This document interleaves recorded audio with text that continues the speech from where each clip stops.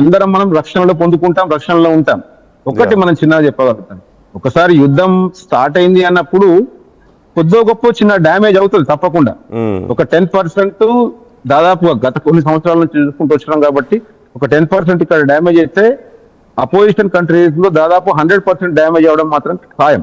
Okay, అంటే వీళ్ళకు ఉన్నటువంటి టెక్నాలజీ మాకు ధైర్యాన్ని ఇస్తుంది వాస్తవంగా. అంటే అక్కడ ఉన్నది మనుషులే, ఇక్కడ ఉన్నది మనుషులే. వీళ్ళకు ఉన్నటువంటి టెక్నాలజీ, వీళ్ళకు ఉన్నటువంటి ఇంటెలిజెన్స్ ఏదైతే ఉందో, మొస్సాద్ ఏదైతే ఉందో, ప్రపంచ వ్యాప్తంగా అండర్ గ్రౌండ్ లో వర్క్ చేస్తూ ఆయా సందర్భాన్ని బట్టి ఎవరెవరు ఎక్కడ ఉన్నారు, వారి యొక్క కదలికలు ఏంటివి అని చెప్పేసి ఎప్పటికప్పుడు వీరికి సమాచారం ఉంటుందండి. అది ఓకే, అయితే వీళ్ళ సీక్రెట్ రహస్యం అదే అన్నట్టు. ఇవాళ ఖమేనీని కొట్టేయడానికి కూడా వారికి సంబంధించిన ఇంటెలిజెన్స్ అనేది కూడా పూర్తిగా వర్క్ చేస్తుందండి.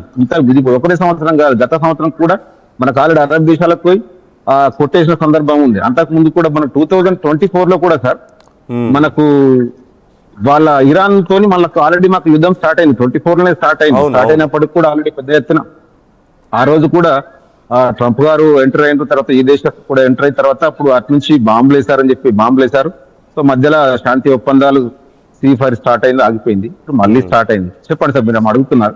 అంటే కొంత ఇంట్రెస్టింగ్ గా రీసెంట్ అప్డేట్ ప్రకారం చూస్తే మొన్న మోదీ వచ్చి తర్వాత, అంటే అంతకుముందు మరి ఇజ్రాయెల్ పర్యటనలు అవన్నీ ఎలా ఉన్నా సరే, మొన్న మోదీ ఇజ్రాయెల్ పర్యటన సందర్భంగా నెతన్యాహు చేసినటువంటి కామెంట్స్, మోదీని హగ్ చేసుకోవడం, ఆయన్ని ప్రైజ్ చేయడం, భారతదేశం సపోర్ట్ చాలా గొప్పది మాకు అని చెప్పేసి, ఒక్క మాటలో చెప్పాలంటే భారతదేశాన్ని, మోదీని ఆకాశానికి ఎత్తేసారు నెతన్యాహు. సో ఈ ఇంపాక్ట్ ఎలా ఉంది అక్కడ? అంటే మన భారతీయులకి ఆ స్పెషల్ రెస్పెక్ట్ ఏమన్నా ఉంటుందా వీటి వల్ల? కొంచెం ఇంకొంచెం ఎక్కువ రెస్పెక్ట్ కానీ ఆ లవ్ కానీ మనకేమైనా దక్కుతుందంటారా? రియాలిటీ తప్పకుండా అండి. ఇప్పుడు ఏదైతే ఉందో మన దేశ ప్రధాని గారు కానీ ఈ దేశ ప్రధాని గారు కానీ సన్నిహితంగా ఉన్నప్పుడు తప్పకుండా గౌరవ మర్యాదలు అనేవి తప్పకుండా ఉంటాయి. వీళ్ళు ఏంటంటే అందరినీ మేము ఒక వర్క్ చేస్తున్నప్పుడు కూడా, జాబ్ లో ఉన్నప్పుడు కూడా యాజ్ అ ఫ్రెండ్ గానే భావిస్తారు. మీరు ఒక జాబ్ చేస్తున్నారు, మేము కూడా జాబ్ చేస్తున్నాం అన్న విధానంగానే చూస్తారు. ఇక్కడ ఉన్న సిస్టమ్ వీళ్ళు నేర్చుకున్న కల్చర్ లో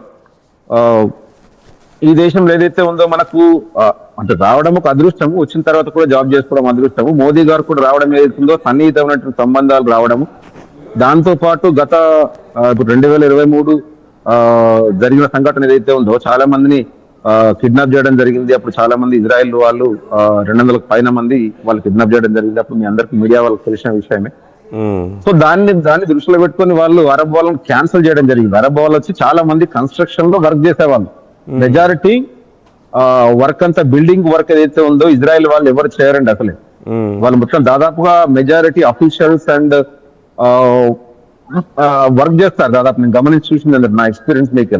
కన్స్ట్రక్షన్ ఫీల్డ్ లో అరబ్ వాళ్ళు వచ్చి చాలా వర్క్ చేసేవాళ్ళు. ఎక్కువగా ప్లంబింగ్ కానీ, ఎలక్ట్రీషియన్, మేస్త్రి కానీ, ఈ రకరకాల సెక్షన్లలో బిల్డింగ్ సంబంధించినవి దాదాపు మెజారిటీ వాళ్ళే వచ్చేవారు. వాళ్ళని ఇప్పుడు ఆపేశారు కాబట్టి మనకు ఒక ఆపర్చునిటీ వచ్చింది ఏంటి అంటే, శ్రీలంక వాళ్ళకి కానీ మన ఇండియా వాళ్ళకి కానీ మెజారిటీగా ఇప్పుడు కన్స్ట్రక్షన్ ఫీల్డ్ లో వచ్చే అవకాశాలు ఉన్నాయి. సో మోదీ గారు కూడా రావడం ఏదైతుందో గత మనకు 9 సంవత్సరాల క్రితం రావడం జరిగింది. ఎందుకంటే మన ప్రధానమంత్రి మనం ఏ దేశంలో ఉన్నా, ఏ దేశంలో సంపాదిస్తున్నప్పుడు కూడా మన దేశ ప్రధానమంత్రి వచ్చేసరికి చాలా సంతోషంగా అనిపిస్తుంది. ఆనాడు కూడా నేను పబ్లిక్ మీటింగ్ పెట్టినప్పుడు ఉన్నాను. మొన్న పర్సనల్ మీటింగ్ గా ఒక దాదాపు మన ఇండియన్ కమ్యూనిటీతో ఒక 200 మందితో పెట్టినప్పుడు నేను కూడా ప్రముఖ పాత్ర పోషించడం జరిగింది. ఇండియన్ ఎంబసీ ద్వారా ప్రత్యేకించి అక్కడ మన కమ్యూనిటీ వాళ్ళని కానీ, దానికి సంబంధించిన వాళ్ళని కానీ ఎక్కడ సెట్ చేయడం కానీ, టైమ్స్ ఆఫ్ న్యూస్ కూడా ఇవ్వడం జరిగింది ఒక మెసేజ్ ని. సో అంటే మొత్తం ఏదైతుందో వారు వచ్చిన వాతావరణం కానీ ఆ రిలేషన్షిప్ ఏదైతుందో మన ఇండియాకు రానున్న కాలంలో కూడా చాలా మంది రావచ్చు, అవకాశం ఉంది.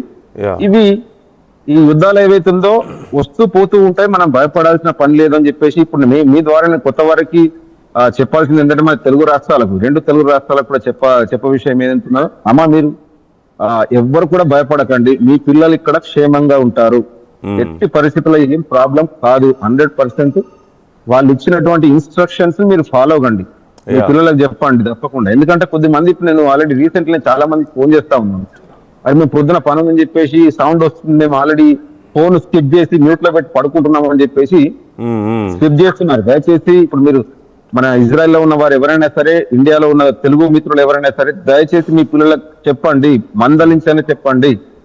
తప్పకుండా సైరన్ రాగానే మనం ఖచ్చితంగా బాంబ్ ప్లేస్, సెక్యూరిటీ ప్లేస్ లోకి వెళ్లాల్సిందే. Yeah. 5 minutes మనకు టైం ఉంటుంది. ఎందుకంటే కొంచెం ఇబ్బంది అవుతుంది. మనం చిన్న కథ ఎన్నుకున్నాము ఒకసారి, ఇది నాన్న పులి అని చెప్పేసి ఆ పాప, అది మీకు ఐడియా ఉంటుండొచ్చు, జనాలందరికి ఐడియా ఉంటుంది అది. అవును. సార్ అంటే ఎప్పుడు ఏ సమయం చెప్పలేమన్నట్టు. అంతే కదా. అరే మా పిల్లలకి అట్లనే నాన్న పులి అంటే పులి రాలేదు అని చెప్పేసి వదిలేసుకుంటే పులి వచ్చి ఎత్తుకపోయిన సందర్భం కూడా ఉంది. కాబట్టి ఎప్పుడు ఏ సందర్భంలో ఏ బిల్డింగ్ మీద ఒకవేళ ఆ కథలో పిల్లోడు జోక్ చేసాడు కదా వాళ్ళ ఫాదర్ తో, అక్కడ గవర్నమెంట్ జోక్ చేయదు కదా పౌరులతో. సో రియలైజ్ చెప్తారు కదా వాళ్ళైతే. సో ఎనీవే, ఇప్పుడు intensity and frequency of danger ఏంటి, ఏదైనా చేంజ్ ఉందా? ఎందుకంటే మోర్ దాన్ 1 week అయింది కదా war start. I think it's February 28th if I'm not wrong. So exactly. So